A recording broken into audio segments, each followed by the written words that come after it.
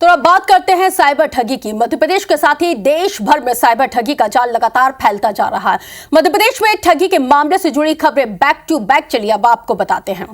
तो चलिए सबसे पहले हम आपको खबर बताएंगे भोपाल से, जहां पर एएसआई पवन रघुवंशी पुलिस हिरासत से भाग निकला है। पूछताछ के दौरान एएसआई पवन रघुवंशी फरार हुआ है। 5 लाख रुपए की रिश्वत लेते हुए इसको रंगे हाथों धर दबोचा था। घर से बरामद हुआ था 15 लाख रुपए का कैश। इसके साथ ही फर्जी कॉल सेंटर मामले में आरोपी को बचाने के बदले में इसने 25 लाख रुपए की मांग की थी। एएसआई मनोज कुमार और प्रधान आरक्षक धर्मेंद्र भी फरार है। ठगी के मामले में टीआई के साथ ही 4 लोगों को सस्पेंड किया जा चुका था।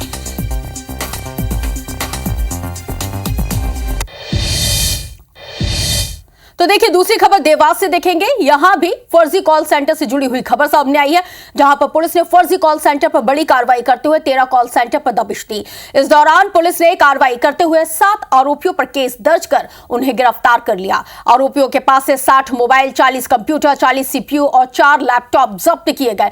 मामले में एसपी ने बताया है कि आरोपी सर्विस प्रोवाइडर के नाम पर लोगों से ज्यादा पैसे वसूला करते थे।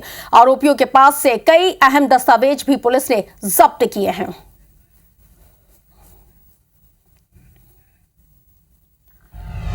तो देखिए मध्य प्रदेश की व्यावसायिक राजधानी इंदौर से बात करें तो इंदौर में भी एक युवक को सोशल मीडिया पर बैंक के एनुअल चार्जेस के खिलाफ भड़ास निकालना महंगा पड़ गया। युवक ने बैंक को लेकर सोशल मीडिया पर पोस्ट किया हुआ था, जिसके बाद साइबर ठगों ने नकली बैंक अधिकारी बनकर युवक से 63,000 रुपए की ठगी कर डाली।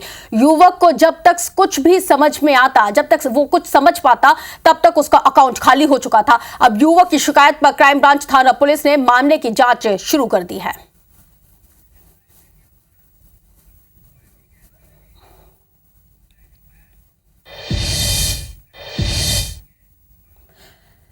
तो ठगी की खबरों तो आपने जान ही ली है। अब जानते हैं खबर की खबर। हमारे साथ जुड़ चुकी हैं भोपाल से हमारी संवाददाता हरप्रीत कौर।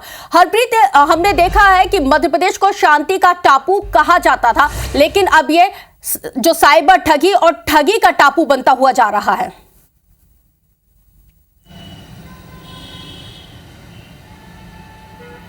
बिल्कुल, देखिए लगातार पिछले कुछ महीनों की अगर बात की जाए तो ठगी के कई मामले सामने आए हैं। इसमें साइबर ठगी के सबसे ज़्यादा मामले हैं। पुलिस भले ही दावा करे कि कई मामलों को उन्होंने हल किया है, लेकिन आरोपियों तक भी पुलिस पहुंची है, लेकिन रिकवरी इसमें ना के बराबर है। यानी जो पीड़ित है उसकी हालत वहीं की वहीं है। अब अगर ठगी की बात यहाँ पर की जाए तो ठगी के मामले में ही रिश्वत लेते खुद पुलिसकर्मी यहाँ पर पकड़े गए हैं। ये काफ़ी हैरान चौंकाने वाला जो मामला है राजधानी भोपाल के ऐशबाग थाने से सामने आया है।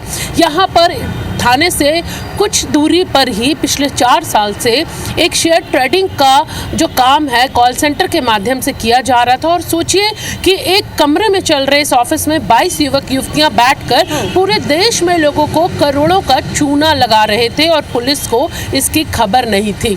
ऐसा नहीं है, पुलिस को इसकी खबर थी, लेकिन पैसा लिया जा रहा था और यही वजह थी कि मुंह पुलिस का बंद था। लेकिन इस पूरे मामले का खुलासा हुआ तरीके से इस पूरी ठगी को अंजाम दिया जा रहा था। पुलिस की इसमें मिली भगत सामने आई है। इस मिली भगत की वजह से अब वर्दी पर भी दाग लग गए हैं।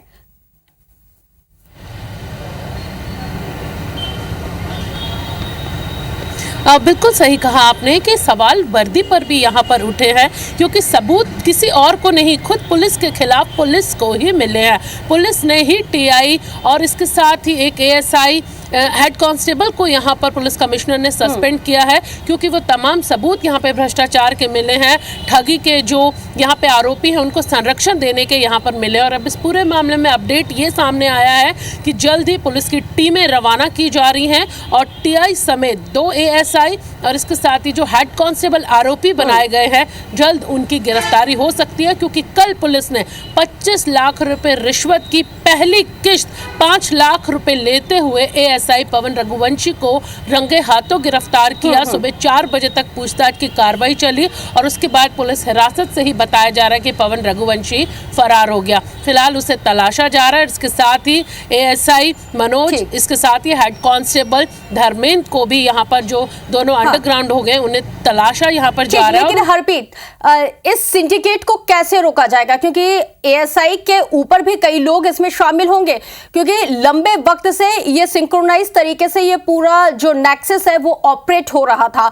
और इसमें जरूरी नहीं है कि सिर्फ छोटे ही मछलियां हो, बड़ी मछलियों पर कब कार्रवाई होगी, वो कब यहां पे पकड़ी जाएंगी?